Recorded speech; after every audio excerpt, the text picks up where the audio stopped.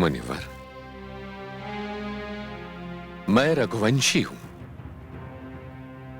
मेरे द्वार से आज तक कोई रिक्त हाथ नहीं लौटा है। आप तो मेरे पूज्य हैं। कहिए, आप मुझसे क्या चाहते हैं? मैं आपके लिए क्या कर सकता हूं? उन राक्षसों के वध के लिए मैं आपसे आपके पुत्र राम को मांगने आया हूं। मुझे राम दे दीजिए।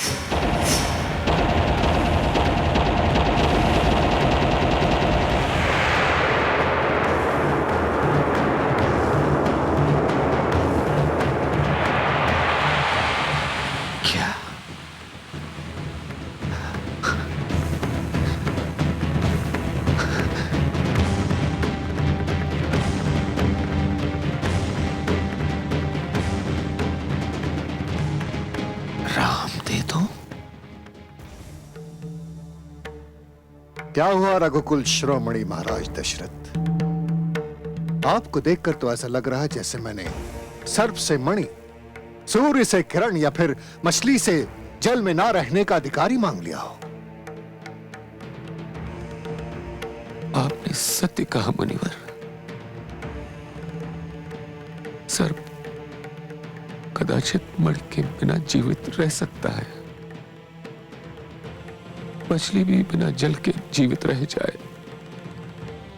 संभव है। किंतु दशरथ राम के बिना? राम के बिना? महाराज दशरथ, राम वीर है, क्षत्रिय है, रघुवंशी है, और आपने तो उसे किसी कृपण साहूकार का धन बना दिया है, जिसके बिना कृपण मर जाए। राम धन है ऋषिवर। इस दशरथ का जीवन धन है। जैसे जीवन के चौथे पन में पुत्र धन प्राप्त हुआ हो, वो उसे किसी को कैसे सौंपते? कैसे सौंपते?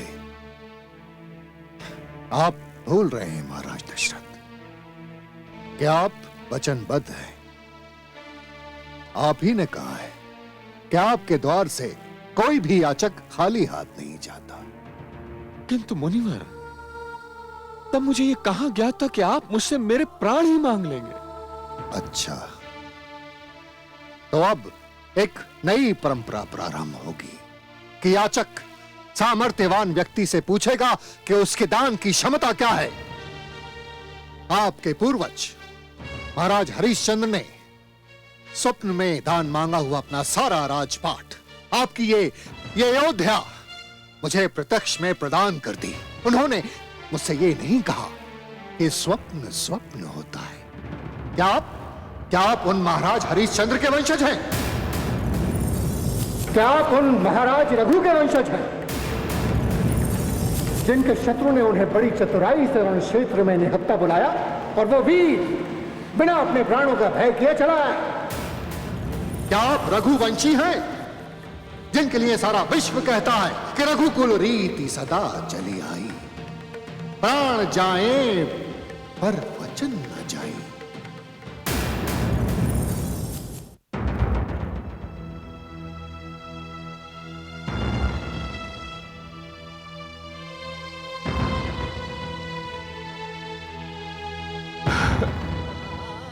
ब्रह्मर्षि, मैं वचन हार चुका हूं। ब्रह्मर्षि, मैं वचन हार चुका। किंतु इस दीन दशरथ पर दया कीजिए ब्रह्मर्षि। आज कुछ क्षण पूर्व दशरथ के नेत्रों को राम के दर्शन प्राप्त हुए। कुछ क्षण पूर्व प्रतीक्षा के तपती मरुभूमि में कुछ पल के लिए पुत्र मिलन की स्नेह वर्षा हुई। मुनिवर, मेरी समस्त सेना स्वयं मैं इस अभियान में आपके साथ चलते हैं। मैं आपको वचन देता हूं।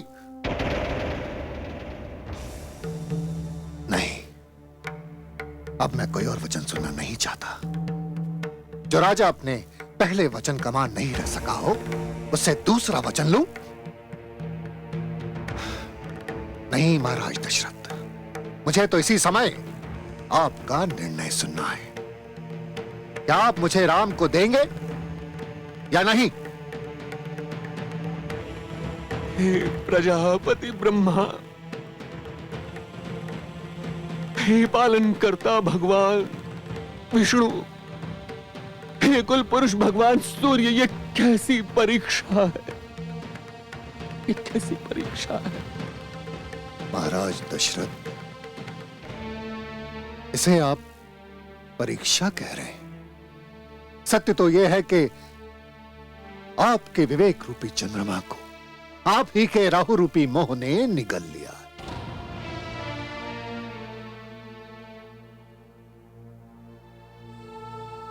आपने मुझे निराश किया है महाराज दशरथ। जिन राक्षसों के अंत के लिए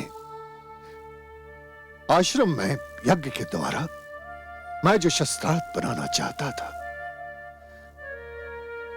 कदाचित वो मेरे भाग्य में नहीं है। क्योंकि ताड़ का सुबाहु और मारीच का वध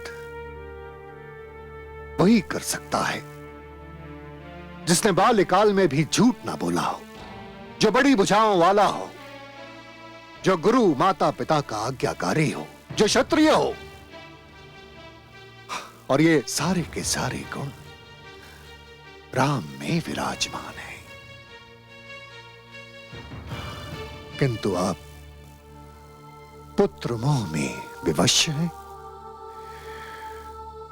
और मैं उन राक्षसों के आतंक से विवश हूं। चलता हूं अयोध्या नरेश। ठहरिए ब्रह्मर्षि। प्रणाम ब्रह्मर्षि वशिष्ठ। ब्रह्मर्षि, आपकी तो सदैव ही रघुवंश पर बड़ी कृपा दृष्टि रही है और आज आप ही रुष्ट होकर जा रहे हैं। कुलगुरु दशरथ की रक्षा कीजिए, रक्षा कीजिए दशरथ के कुलगुरु। ब्रह्मर्षि विश्वामित्र, क्या सचमुच याचना की कोई मर्यादा नहीं होती? क्यों नहीं होती ऋषि कुल श्रेष्ठ? क्या आपको ऐसा प्रतीत होता है ब्रह्मर्षि कि कोई भी सर्प अपनी मणि को सरलता से दान में दे देगा? और क्या आप ऐसा मान बैठे हैं कि आपके एक बार कहने पर ही कोई मछली जल को त्याग कर मृत्यु को स्वीकार कर लेगी? हे महान विश्वामित्र, क्या आज तक किसी याचक ने किसी दाता से उसके श्वास दान में मांगे हैं? नहीं ब्रह्मर्षि, याचक याचक होता है, हत्यारा नहीं होता। किंतु आप तो मेरी वशता समझते हैं। वर्षों से मैं इन राक्षसों के प्रकोप से, इनके आतंक से भागता फिर रहा हूं। विश्व कल्याण के लिए, मानवता के कल्याण के लिए जो कुछ करना चाहता हूं, वो बिना श्री राम की सहायता के नहीं कर पाऊंगा। राम मेरी विवशता है। मेरी समस्या का समाधान केवल वही है। ब्रह्मर्षि, वही श्री राम महाराज दशरथ की भी विवशता है और संयोगवश आपका आगमन ऐसे अवसर पर हुआ है कि जिसने महाराज दशरथ को उलझन के जाल में फंसा दिया है। आपने महाराज दशरथ से राम नहीं, पिता दशरथ से उसके प्राण मांग लिए हैं। अन्यथा रघुवंश कभी अपनी परंपरा के निर्वाह से चूका है? कुलगुरु, ब्रह्मर्षि से मैं भी तो यही निवेदन कर रहा था।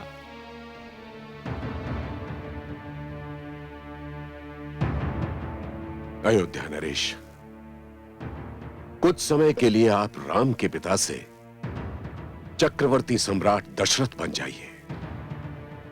तनिक सोचिए, ताड़का, सुबाह और मारीच जैसे राक्षस जाने कितने ऋषि मुनियों को मारकर उनका रक्तपान कर चुके हैं। आपके ही अधिकार क्षेत्र में विश्वामित्र जैसे साधक और तपस्वी अपनी तपस्या नहीं कर पा रहे हैं।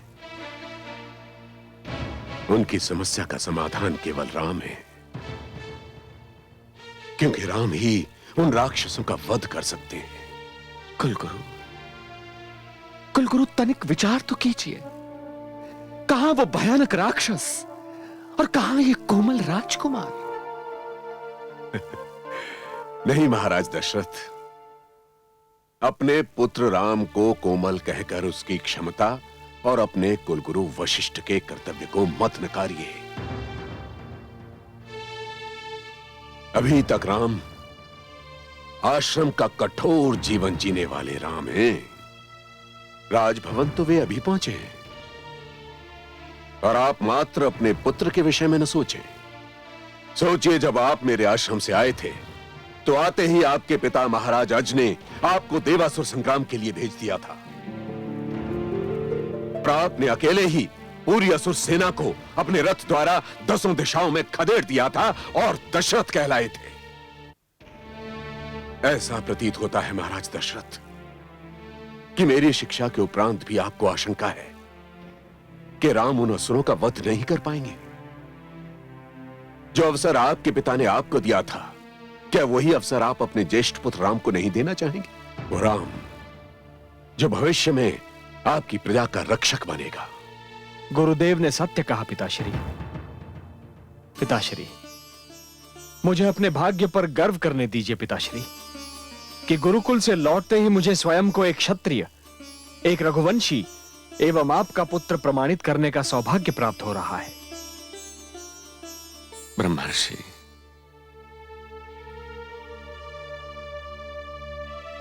ब्रह्मर्षि मुझे क्षमा कर दीजिए। आपने सत्य कहा था कि मेरे विवेक पर मेरे मोह रूपी राहु ने ग्रहण लगा दिया, किंतु अब वो ग्रहण हट चुका है।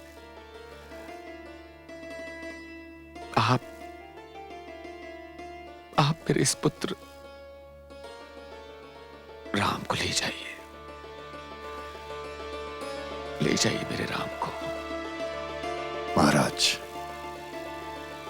धन्यवाद। ब्रह्मर्षि, आयुष्मान भव। महाराज को आने में जैसे ही विलंब हुआ, हम सब ने यही निर्णय लिया कि हम यहीं आपके दर्शन करेंगे, क्योंकि महामंत्री सुमंत ने कहा था कि आप यहां रात्रि विश्राम भी नहीं कर सकते। हाँ महारानी, मैं आप सबसे क्षमा चाहता हूं कि आपके इस पूर्ण चंद्र को अपने साथ ऐसे अवसर पर लिए जा रहा हूं जबकि वर्षों बाद आपकी ममता के आकाश पर उदित हुआ है। गाधि तनय धनु वेद्या पाए, सीखहु राम चरण सिरनाए। धन्य करहु मोहि मुनिवर ज्ञानी, एवमस्तु बोले मुनि मानी। एवमस्तु बोले मुनि मानी।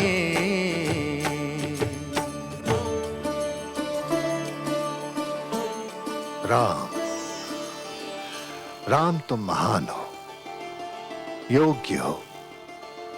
मेरे साथ जाकर तुम मुझ पर उपकार कर रहे हो, किंतु मुझे ये कहने का अवसर ना देकर तुमने अपनी महानता का परिचय दिया है। धन्य हो। मैं तुम्हें अपना शिष्य स्वीकार करता हूं पुत्र। अहो भाग्य ब्रह्मर्षि, अहो भाग्य। प्रातः सूर्य की पहली किरण के साथ हम प्रस्थान करेंगे।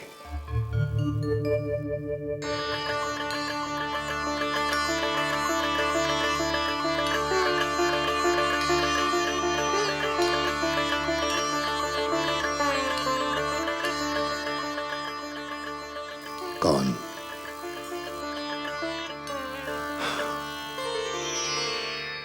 सुमित्रा नंदन लक्ष्मण।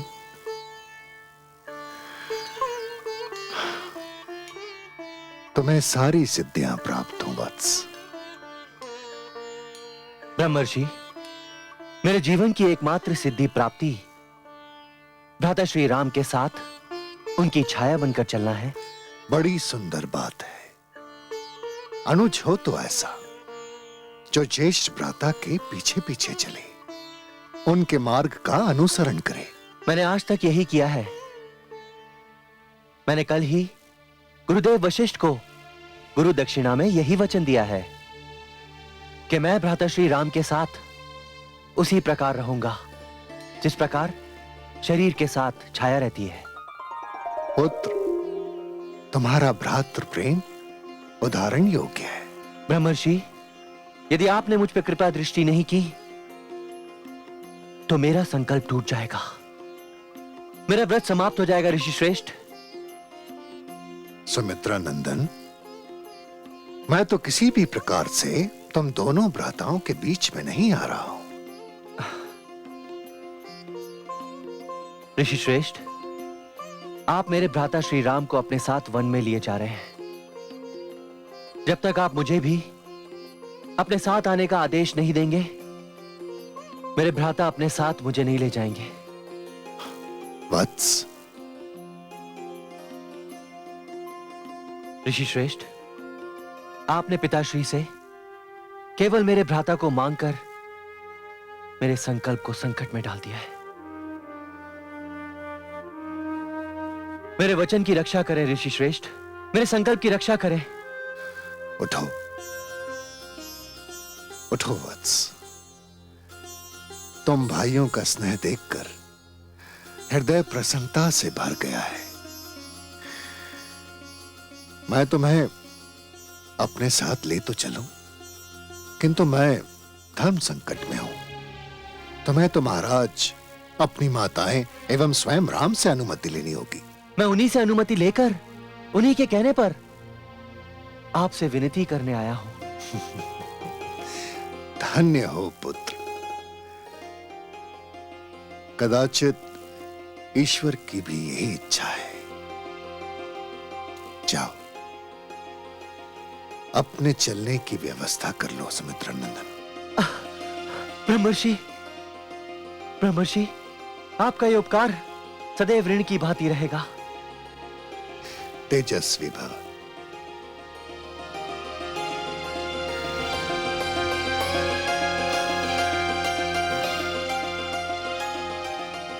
समझ गया। आदि प्रजापति ब्रह्म आपका संकेत समझ गया। लगता है राम और लक्ष्मण के हाथों ही उन राक्षसों का संहार होगा।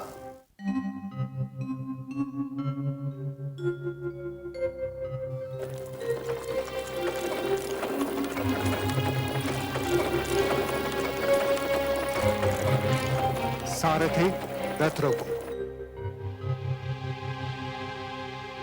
हे राम, ये वन देख रहे हो? ये वन जो कभी ऋषियों का मनपसंद स्थान और मानव संस्कृति के उत्कर्ष का सबसे बड़ा गढ़ था, आज एक ऐसे स्थान में परिवर्तित हो चुका है जहां असभ्यता और दानवता की सीमा प्रारंभ होती है। यहां नित्य दिन मानवता दम तोड़ती है। यही वो निर्दयी राक्षसी ताड़का रहती है जो शांति प्रिय ऋषियों को आतंकित करती है। हे राम, वो नरभक्षिणी ऋषियों को मारकर उनका हाड़ मांस भोजन के रूप में उपयोग करती है। उस मायाविनी राक्षसी का अंत नितांत आवश्यक है राम। आपकी आज्ञा सिर माथे पर। किंतु हे ऋषिवर, ताड़का राक्षसी होने के साथ ही एक स्त्री भी है। और मुझे एक स्त्री के विरुद्ध शस्त्र उठाते संकोच हो रहा है। मुझे यह सिखाया गया है कि स्त्री अवध्य है, स्त्री का वध अनुचित है। धन्य हो पुत्र, मुझे तुम्हारे मुख से ऐसे ही बोल सुनने की आशा थी। मुझे विश्वास था कि तुम ऐसा ही कहोगे।